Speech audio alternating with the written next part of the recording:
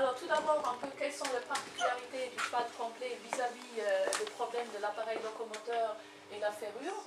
Tout d'abord, c'est sûr, il y a une évolution de la discipline avec, je dirais qu'on ne fait plus de routier, qu'il n'y a plus de steeplechase, donc ça fait un peu moins de demande sur les chevaux et sur le pied.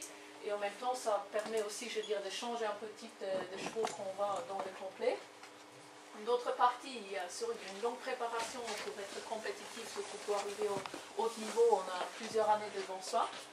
Mais une fois arrivé, il y a aussi une longue carrière sportive derrière. Donc cette année-ci, il y a eu la retraite de 2 chevaux à 19 ans, donc un Fairfax et puis Coronado, donc qui ont fait une belle retraite à l'âge avancé quand même de 19 ans.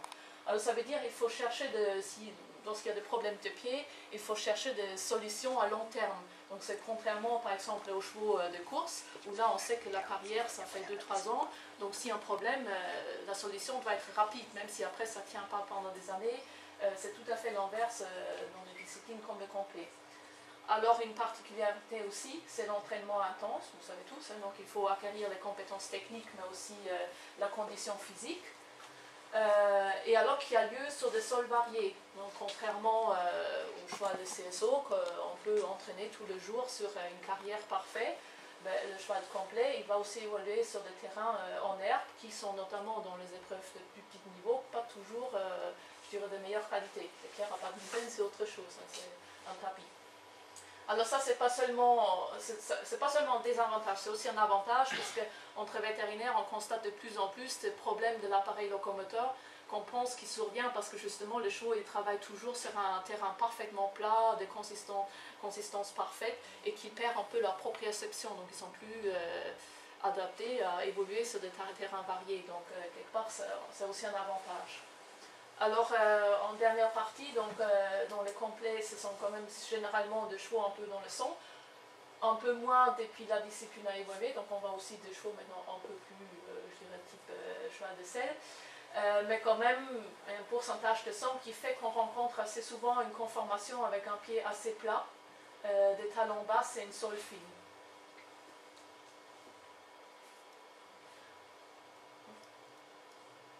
Alors maintenant, pour comprendre un peu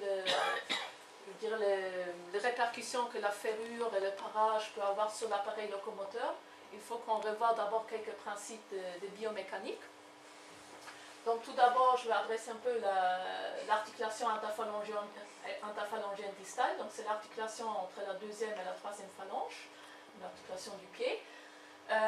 C'est une articulation qui a beaucoup de liberté de mouvement, contrairement par exemple à l'articulation interphalangienne proximale qui est beaucoup plus restreinte dans ses mouvements.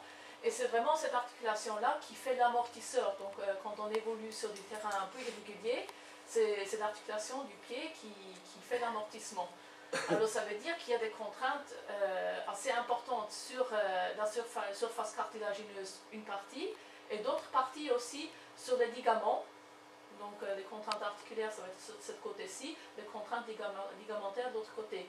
Ça joue essentiellement sur le ligament collatéral de l'articulation, c'est celui-ci, il y a un médial, un latéral, assez dorsalement, qu'on voit de plus en plus qu'on peut avoir des problèmes.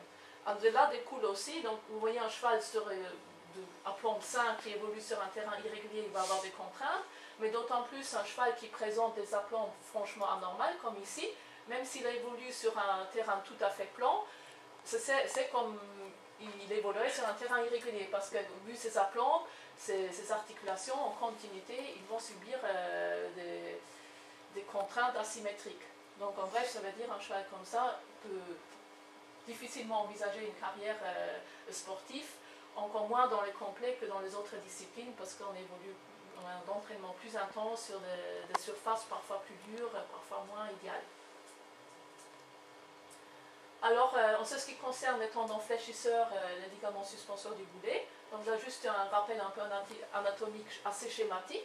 Donc on a d'une partie le suspenseur du boulet donc, qui va s'attacher sur les deux sésamoïdes, puis qui va donner une branche vers l'avant qui joint l'extenseur pour s'attacher sur la troisième phalange, et qu'il y a d'autres parties de ligaments qui font la continuité palmairement, donc en arrière de la jambe, et qui s'attachent sur la première et la deuxième phalange. Alors à côté, on a le fléchisseur profond qui lui donc, continue et va s'attacher, donc il passe par au-dessus de l'os naviculaire ici, qui va s'attacher à la troisième phalange, et d'autre côté, le fléchisseur superficiel, qui lui il va être perforé par le fléchisseur profond à ce niveau-là, et va lui s'insérer à la première et la deuxième phalange. Donc voilà, sur le schéma anatomique, donc là, on reconnaît essentiellement le suspenseur, donc qui s'attache ici sur le pont sésamoïde et qui fait la suspension vers l'avant. Et alors sur le cheval, l'équivalent ici, donc le suspenseur, on va ici, on aperçoit la branche ici, le tendon fléchisseur derrière qui continue en bas ici. Alors quel est le rôle du suspenseur du boulet au cours de la foulée? Donc on voit quand la phase d'appui commence, on observe une descente du boulet. En effet, c'est le suspenseur qui va réceptionner tout le poids du cheval et là, je dirais qu'il est autant plus important, le plus vite il va, surtout en plus s'il saute, et le plus lourd le cheval est aussi. Et alors donc il va emmagasiner toute cette force-là par une descente, et puis au départ du pied, cette énergie va être relâchée et créer une impulsion. Donc on voit ça un peu en image, donc même à des petits niveaux. Vous voyez les charges que ce suspenseur boulet prend. On va là. Ici c'est déjà plus important parce que nous on a badminton. Mais pareil, je dirais, il n'y a pas tellement de différence entre ce niveau-là et ce niveau-là. Donc les charges sont importantes même à petit niveau. Alors c'est ce qui est une petite image ici pour illustrer. Si on fait une élévation en talon, donc ici par un coin, on va aussi, par cette élévation, induire une descente du boulet et donc une tension augmentée sur le suspenseur du boulet et vu sa position anatomique aussi sur le fléchisseur superficiel, même si elle est moindre. Donc ici c'est par un coin métallique, mais bon, par exemple un cheval haut en talon, on va avoir un peu le même effet. Alors le rôle du fléchisseur profond, donc son passage, bon, il y a descente du boulet, mais puisqu'il s'insère sur la troisième phalange et qu'il y a une flexion au niveau de l'articulation du pied lors de la début de phase d'appui, il n'est pas tellement mis sous tension à ce moment-là. Par contre, quand il y a à la fin de phase d'appui, quand il y a la bascule antérieure du pied, c'est à ce moment-là que lui il travaille le plus. Donc il exerce une traction qui fait qu'il y a le départ du pied et la bascule antérieure.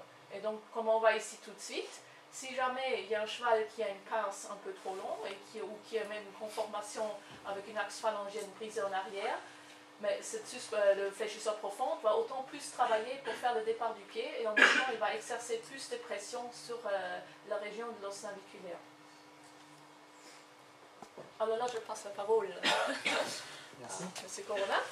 Donc moi je vais vous parler de l'approche du cheval à travers la maréchalerie. Donc le sujet c'est le pied du cheval dans la discipline du complet.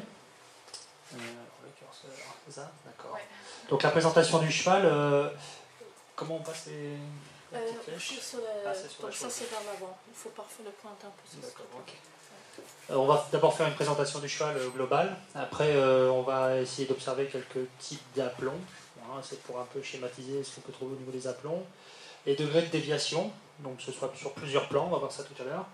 Et puis l'incidence des déviations sur la carrière sportive du cheval. Donc, finalement, c'est ce qui intéresse les utilisateurs de chevaux, les éleveurs, les cavaliers. Donc on a essayé d'orienter un peu les diapos par rapport à ça. Alors, voilà, c'était trop loin. Hop. Ça se manie avec douceur. Donc dans la présentation du cheval, pour moi il y a 3 grandes étapes. La présentation en main. Alors d'office, bon je le dis parce que je sais qu'il y a effectivement des cavaliers, des groomets, des éleveurs, bon les chevaux déshabillés d'office, on enlevait les couvertures, on enlevait les bandes pour qu'on puisse voir l'entièreté du cheval en un coup d'œil. Présentation sur un sol plat, sur une distance suffisante avec des demi-tours à chaque main. Et puis aux 2 allures, pas et trop, puisque le galop en main c'est un peu compliqué. Le statique après, une vue d'ensemble quand même du cheval.